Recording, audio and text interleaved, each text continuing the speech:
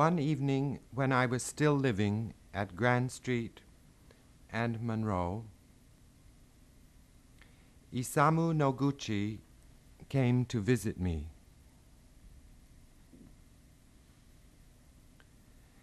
There was nothing in the room, no furniture, no paintings. The floor was covered, wall to wall, with cocoa matting. The windows had no curtains, no drapes. Isamu Noguchi said, "An old shoe would look beautiful in this room." You probably know the one about the two monks, but I'll tell it anyway. They were walking along one day when they came to a stream where a young lady was waiting, hoping that someone would help her across.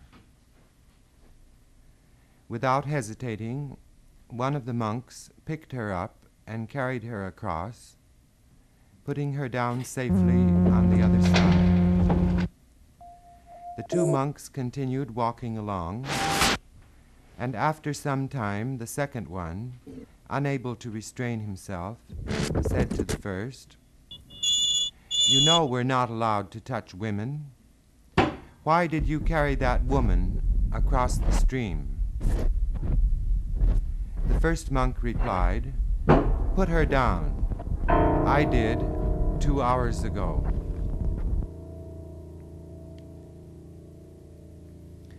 Once, when several of us were driving up to Boston, we stopped at a roadside restaurant for lunch.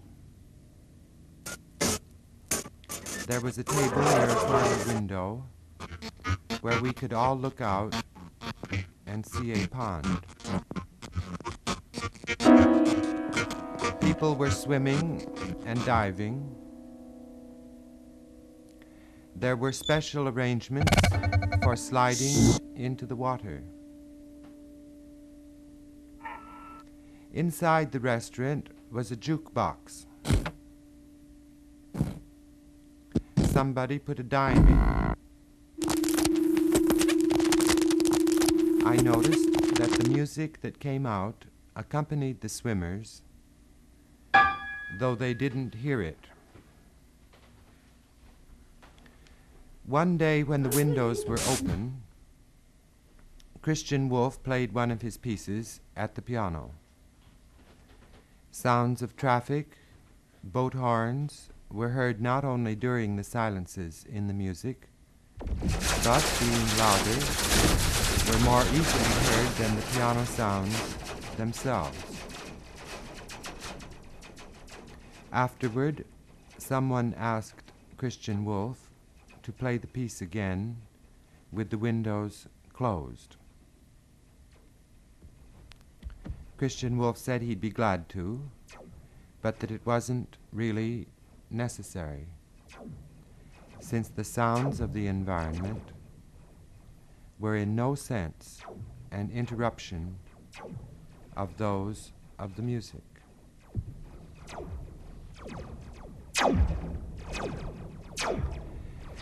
One evening I was walking along Hollywood Boulevard, nothing much to do. I stopped and looked in the window of a stationery shop. A mechanized pen was suspended in space in such a way that as a mechanized roll of paper passed by it, the pen went through the motions of the same penmanship exercises I had learned as a child in the 3rd grade. Centrally placed in the window was an advertisement explaining the mechanical reasons for the perfection of the operation of the suspended mechanical pen. I was fascinated, for everything was going wrong. The pen was tearing the paper to shreds and spattering ink all over the window and on the advertisement, which nevertheless remained legible.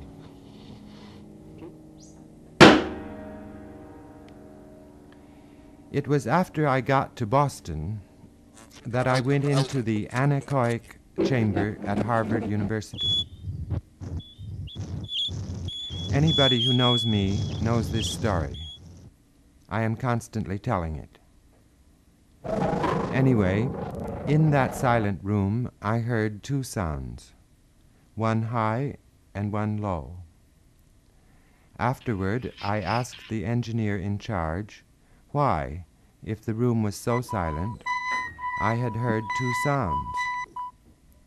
He said, "Describe them." I did. He said, "The high one was your nervous system in operation. The low one was your blood in circulation."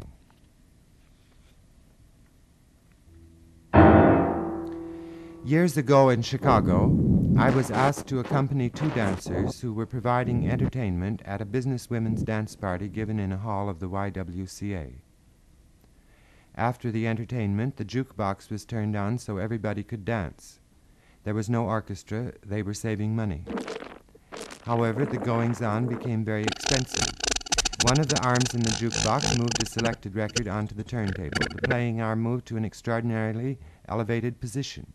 After a slight pause, it came down rapidly and heavily on the record, smashing it. Another arm came into the situation and removed the debris. The first arm moved another selected record onto the turntable. The playing arm moved up again, paused, came down quickly, smashing the record.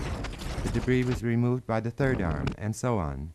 And meanwhile, all the flashing colored lights associated with jukeboxes worked perfectly, making the whole scene glamorous. After he finished translating into German the first lecture I gave at Darmstadt last September, Christian Wolff said,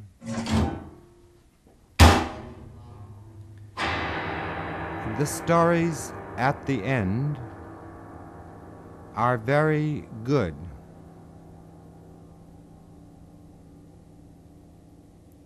But they'll probably say you're naive. I do hope you can explode that idea." Down in Greensboro, North Carolina, David Tudor and I gave an interesting program. We played 5 pieces 3 times each. They were the Klavierstück 11 by Karl-Heinz Stockhausen, Christian Wolff's Duo for pianists, Morton Feldman's Intermission No. 6, Earl Brown's 4 systems, and my variations. All of these pieces are composed in various ways that have in common indeterminacy of performance. Each performance is unique, as interesting to the composers and performers as to the audience. Everyone, in fact, becomes a listener. I explained all this to the audience before the musical program began. I pointed out that one is accustomed to thinking of a piece of music as an object suitable for understanding and subsequent evaluation, but that here the situation was quite other. These pieces, I said, are not objects, but processes, essentially purposeless. Naturally, then, I had to explain the purpose of having something purposeless. I said the sounds were just sounds, and that if they weren't just sounds, we would. I was, of course. One evening, when I was still living